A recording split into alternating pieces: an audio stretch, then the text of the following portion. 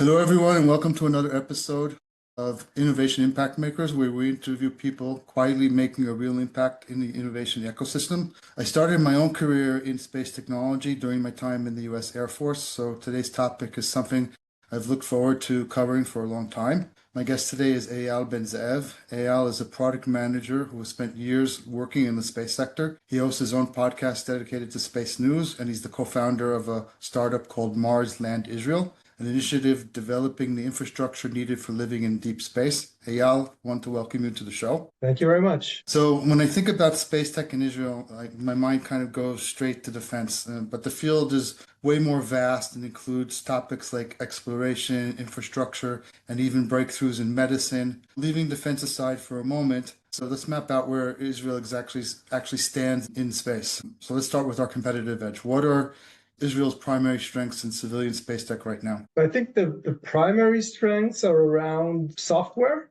because that's easier than hardware. And that's where most of the people that came out of the big industries and open startups in Israel in the space sector, that's where I think the majority of them went. But in the past, probably 5 years, you see more and more hardware companies as well. And hardware is much harder than software. And of course, hardware never goes alone. Hardware always comes with software. So these days, you see, if in the past you would see startup companies creating different SaaS platforms for remote sensing or stuff in that area, today you can see hardware companies, both old ones like ISI, ImageSat International, and new ones like even Moonshot Space that are actually developing hardware from miniature laboratories in space to launchers. So what are examples of pure software, if you can give a few? So pure software, at the beginning, we had several companies. A lot of them came out, or some of them came out of the 9900 unit, the satellite unit of the Intelligence Corps, where they would develop different platforms, kind of like Google Earth, platforms that enable you to take images from satellites or from airborne sensors and manipulate them and receive different information from them. I'm trying to think of specific names and they don't come to mind right now, because as I said, in the past few years, more and more companies went into the hardware side of it. But let me think, and I will during the conversation, I will come up probably with some names for you as well. I would say that even companies like ISI, which today develop their own satellites and develop satellites for other companies or other organizations or even other countries, the majority of their work is in software as well. So they do a lot of manipulation on the images that come down, run a lot of AI on them to try to understand better what's in the image itself. If they can follow cars in an image, they actually have video from space as well. So they can follow vehicles, they can pinpoint ships in the ocean, a lot of things that are being done on the software side with AI. I started the question dividing civilian commercial from defense. What do you think the challenges are in the civilian and commercial side of Israel's space tech? One of the things I would guess is probably most of the money is going to defense, so that's probably a challenge. But besides that, or maybe you want to expand upon that, what other challenges can you identify in the area within the country that would allow it to become a stronger field overall? So I think you pinpointed the right thing, one of them at least, and that's the budget. So it's not easy to raise money for space startups here in Israel. I think probably in the world, but Israel is a very small place. And if you look at venture capitals inside Israel, most of them don't know what space is, have never put money into that sector. So it's hard convincing. And usually the ROI in space is much longer and smaller than in pure software, cyber, AI, whatever. So it's hard to convince to find your money. That's one thing. The second thing is that the Israeli Space Agency, which is the national body that is working with civilian non-defense sectors, That's their budget, Israel. Sorry to interrupt. That's Israel's NASA, correct? that's Israel's NASA. So their budget from the beginning is not really high. They're not an organization that stands alone. They are part of the Israeli innovation ministry, science and innovation ministry. And as being a small part of that office, of that ministry, their budget is pretty small. From what I understand, it decreased from about 60 million shekels per year, which is a very small budget anyway, to about 14 million shekels this year. Of course, due to the war, so budgets went from many offices to other areas in order to help with the war. But to have a space agency where their budget is 14 or 16 million shekels, that's it's not even a budget of a small sector in a small municipality here in Israel. So it's nothing. I'm not sure if it even is enough for the salaries of the people that work there.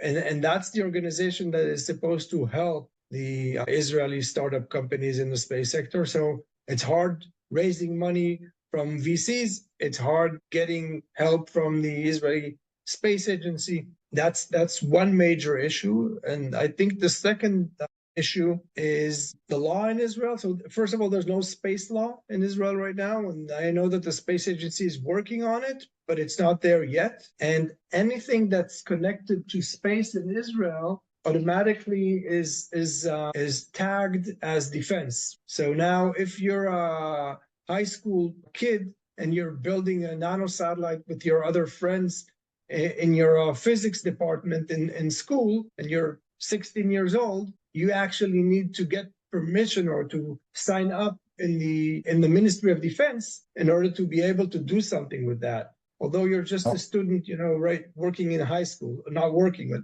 building something in high school. So anything that's being done in Israel in the space sector, kind of like if you know the American ITAR, think about it. If you had the regulation of ITAR on anything that's space, anything, doesn't matter what it is. So that's how it is in Israel right now. Hopefully it will change in the next few years. That's kind of disappointing because you can think about it. You can develop so many things that are short term. For example, I mean, medicine may not be the best example because it also probably takes a while to develop new medicines, but you can develop new materials, new methods of agriculture in space, new methods for so many things in zero gravity.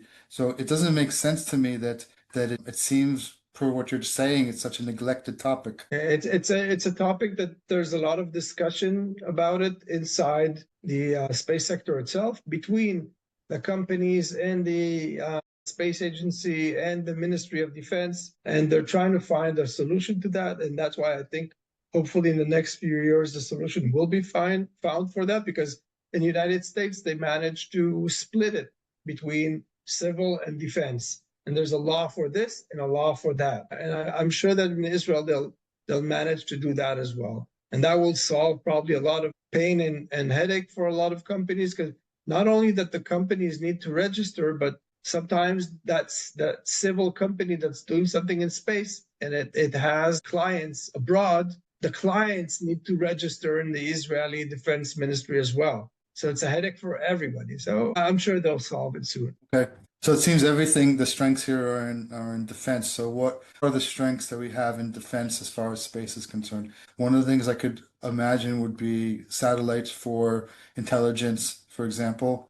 Israel started its space program in the 80s or late 70s when Israel and Egypt signed the peace agreement back in 78. Israel understood that they will not be able, and Israel gave back the Sinai Peninsula to Egypt. They understood that they will not be able to, the Air Force will not be able to fly above the Sinai Peninsula and look at Egypt and see that the Egyptians are not, coming with their tanks toward the border. They can't do that anymore because they're giving back the Sinai Peninsula. And they thought, okay, what do we do? How do we get our intelligence? And one of the ideas of a person, now a professor called Chaim Eshed, back then he was in the intelligence corps, in the Israeli intelligence corps, was to build, develop, and launch a satellite to get everything they need from a satellite. And everybody thought he was crazy back then. It took some years for him to convince the Army and the Ministry of Defense and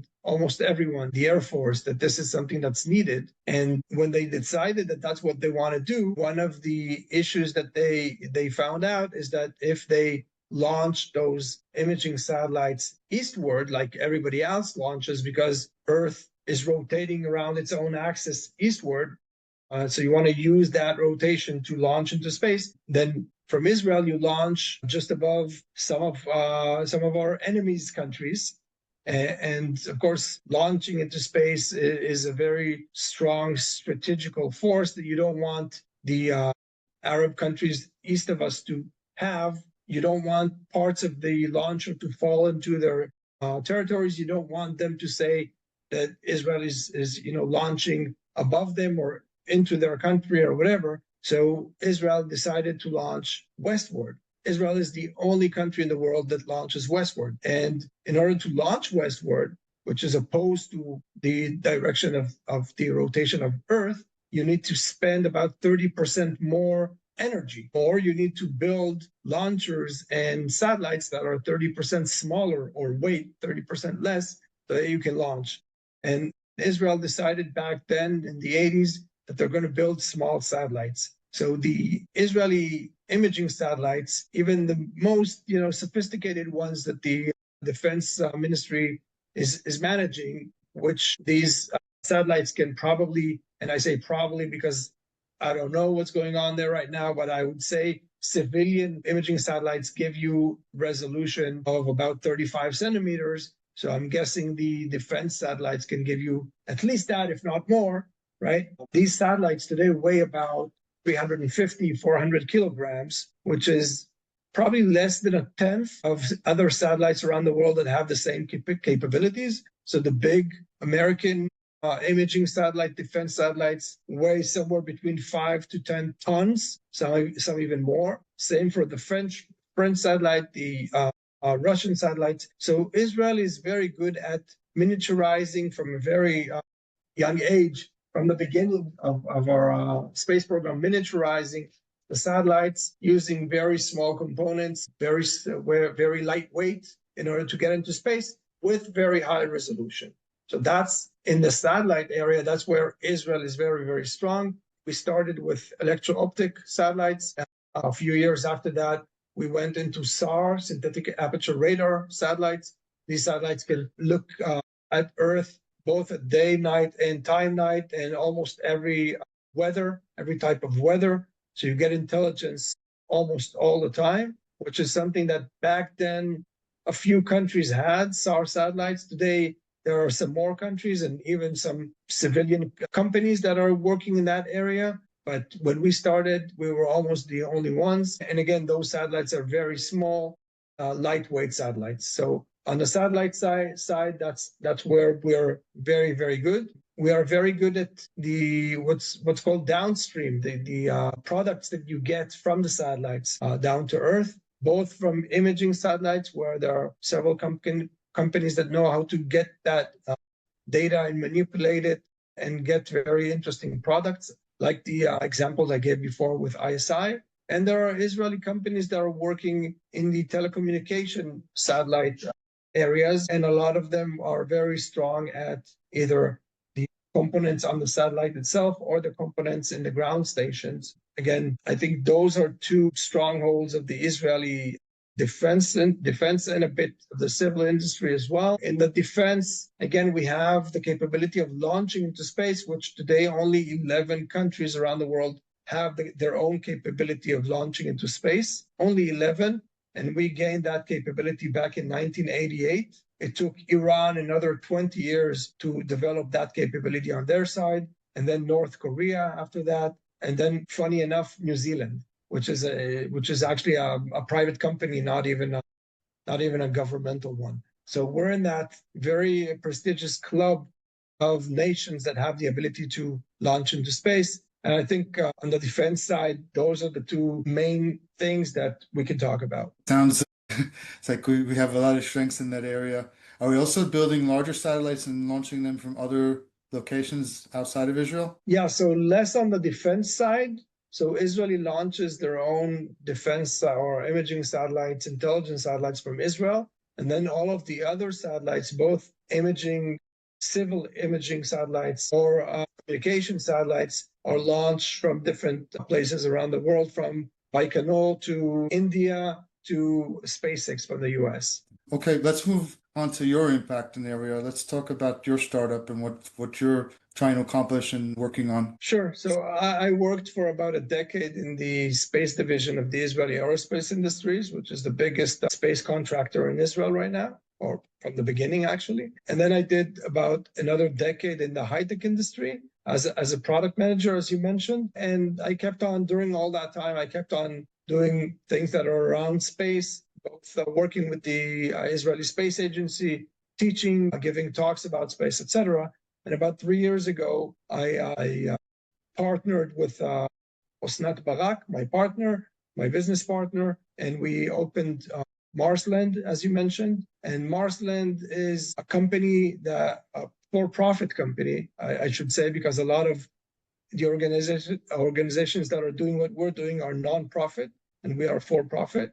And our vision is, when we look at where space is going to right now, and that industry is booming right now, everything is booming thanks to Elon Musk and SpaceX, where they decreased the cost of going into space to about 1/10 of what it was about 10 or 15 years ago. So a lot of satellites are being launched into space now. A lot of money has been put into that specific area of launching into space, but not a lot of budgets have been put into, okay, but what happens when people go up into space? How do they live there? How do they live in a spaceship? How do they live in a habitat on the moon or in a habitat on Mars? And what Marsland it does is we are developing what's called an analog habitat, which is a structure, a building that simulates a structure on Mars. And we have a group of people going into that structure and living there for a length of a week or several weeks and simulating how it would be living on Mars. So we have a back office that gives them different directions and different missions. And just like that back office is back on Earth and they are on Mars, and how would they cope with different situations, both inside the habitat itself and outside the habitat. We're doing this in the south of Israel, in a very beautiful place that's one of the most Mars-like places on Earth, called Park Timna, which is about 20 minutes from Eilat.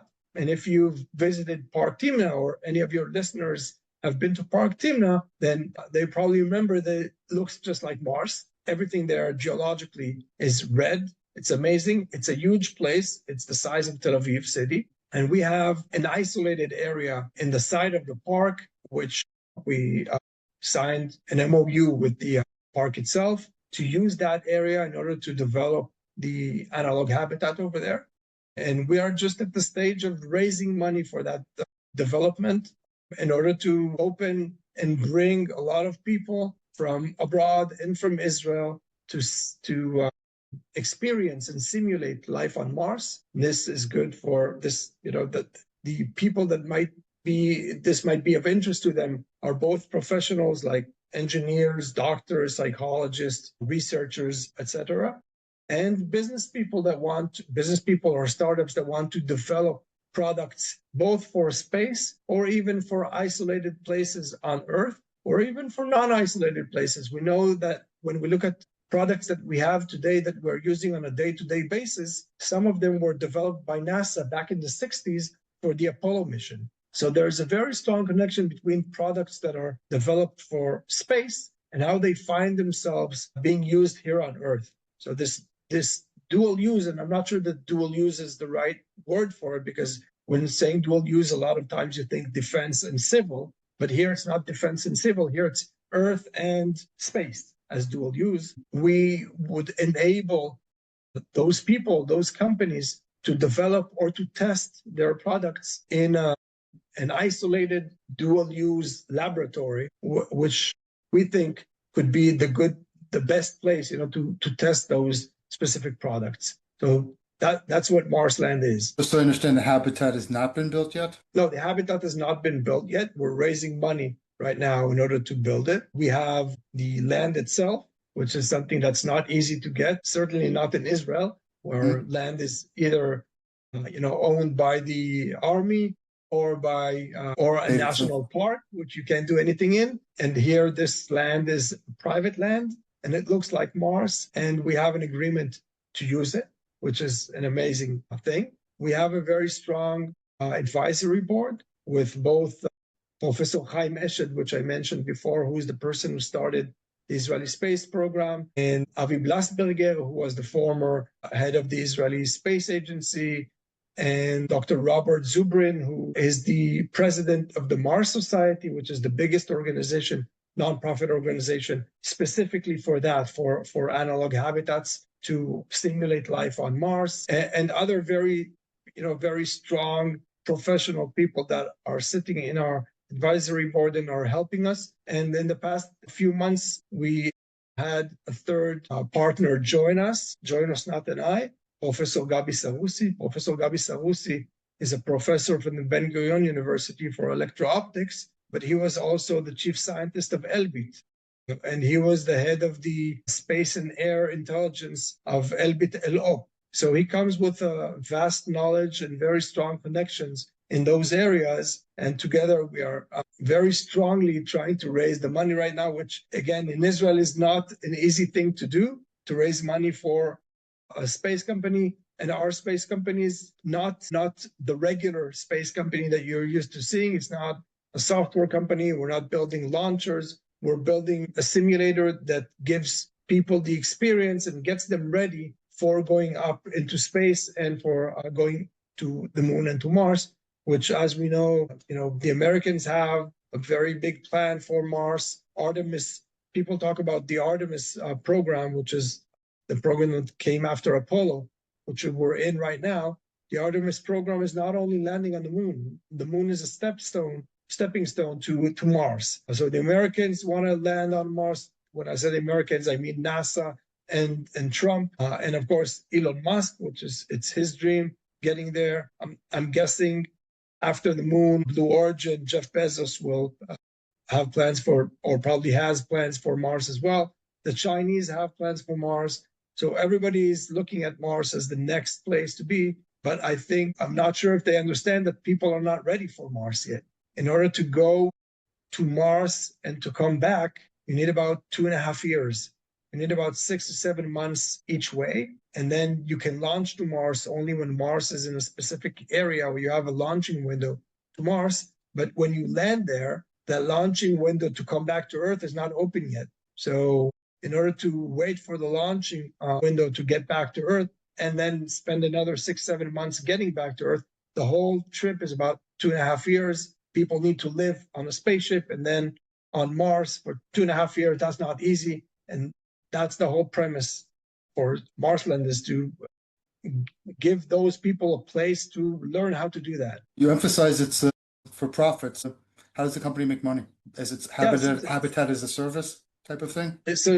So it's habitat as a service, but again, it's not that you come and take the habitat for whatever you want. It's more like you come and you stay in the habitat and you have those missions that I talked about for a week to several weeks. So that's one growth engine in the business model. The other one is having startup companies, as I said, test their products or develop their products inside the habitat. And the third one is to sell the habitat or another habitat to a country. There are a lot of countries today that either have a space agency or even not have a space agency. And I'm working with several countries that don't have a space agency yet. They have a small office inside a small ministry, and that small office, which is not even called a space agency, is doing some work around space. A lot of those countries want to have something to do with space. And when you offer them something like that,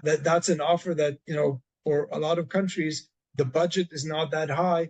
For a lot of countries to have a habitat of their own and to have people from abroad come and have experiences in that habitat, that's something that we think can sell. So that's the third growth engine that we have. So it allows them to develop their own products, which they're able to sell to others who are actually going into space. Is that correct? Right. Very interesting. So how do people get in touch with you to talk about this further? Is it best to contact you on LinkedIn? Yeah, you can contact me on LinkedIn. You can give me a call at 055-882-4943. My email is Eyal Ben Ze'ev, EYALBENZEEV1, the number one at gmail.com. I have one for Marsland as well, but that's my private one.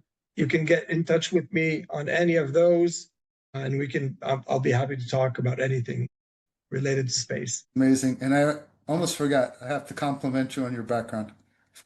So Thank you very much. in the video. I forgot to mention it at the beginning. I drew it. No, not really. Thank you, Eyal. Really great stuff. Thank you. Thank you very much. Thank you for having me.